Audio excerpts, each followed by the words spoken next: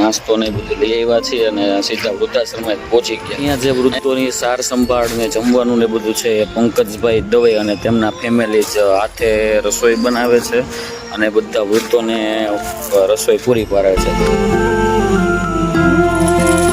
ભૂલો ભલે બીજું બધું મા બાપ. જય શ્રી કૃષ્ણ, જય દ્વારકાધીશ. તો આપણે છે ને આ ભાઈ પાસે આવી ગયા છીએ.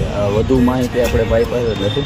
તો ભાઈ, આપણું નામ શું છે? પંકજભાઈ દવે. પંકજભાઈ દવે કે જે આ વૃદ્ધાશ્રમ ચલાવી રહ્યા છે. તો આપણે વૃદ્ધાશ્રમનું નામ શું છે? બ્રહ્મપુરી વૃદ્ધાશ્રમ માનવ સેવા ટ્રસ્ટ. બરોબર છે. પછી આપણું વૃદ્ધાશ્રમ અહીંયા કેટલા સમયથી ટોટલ ચાલે છે? 6 વર્ષ જેવું. 6 વર્ષથી ચાલે છે. આશ્રમનો જે પણ આપણે અહીંયા ખર્ચો થાય છે વૃદ્ધોને સાચવવાનો, એ બધો તમે કઈ રીતે એકઠો કરો? આ દાનપેટીમાં રિક્ષા ફેરવીને એની ઉપર જે આવે એને પછી શું અહીંયા કોઈ વૃદ્ધોને લઈ આવે કોઈ, તો આપણે એની પાસેથી ડોનેશન કે કોઈ ખર્ચાના કે એવા કંઈ પૈસા લઈએ કે શું છે? ને કોઈ વસ્તુ નહીં, ફ્રી ઓફમાં કેરા કપડાં આવી જાય, ડોનેશન નહીં. બરોબર છે. પછી અહીંયા છે બધું જમવાની ને બધું સુવિધા ને બધું કોણ કરે છે?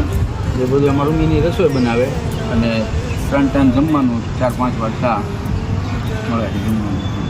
બરોબર છે. તો તમે કંઈ આપણા વાલી જનતાને કંઈ કહેવા બધું માગતા હોય, બરોબર છે, તો તે તમે કહી શકો.